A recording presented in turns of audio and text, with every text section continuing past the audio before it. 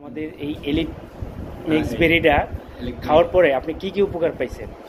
অনেক দিন ধরে অসুস্থ। আমি প্রায় 2020-এ আমার ডায়াবেটিস ধরা খায়। 38.7 ছিল আমার ডায়াবেটিস। সেই ডায়াবেটিসের ওষুধ নিয়ে অনেক চিকিৎসা করছি, অনেক জায়গায় অনেক কিছু করছি, মানে নিয়ন্ত্রণে আনতে পারতেছিলাম না। আর আমার খাওয়া দাওয়ার আর বেকার অন্যরকম, মানে খাওয়া দাওয়া কন্ট্রোল করতে পারি দেখে আমি এটা লাইন মতন কখনো আনতে পারিনি। ওই অবস্থায় চলতেছে, ওষুধ খাইতেছি।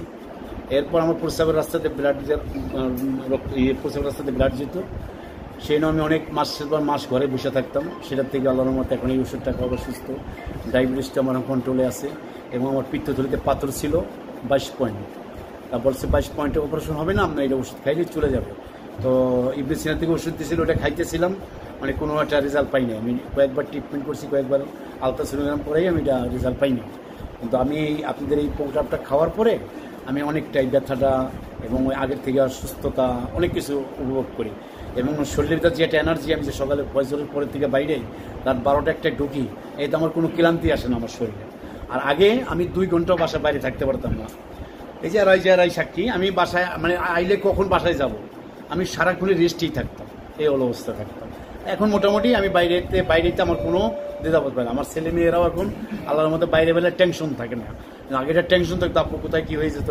অনেক সময় মসজিদে মাথা ঘুরে পড়ে যেতাম, অনেক সময় রাস্তাঘাটে দেখতাম মাথা ঘুরে পড়ে যেতাম গা।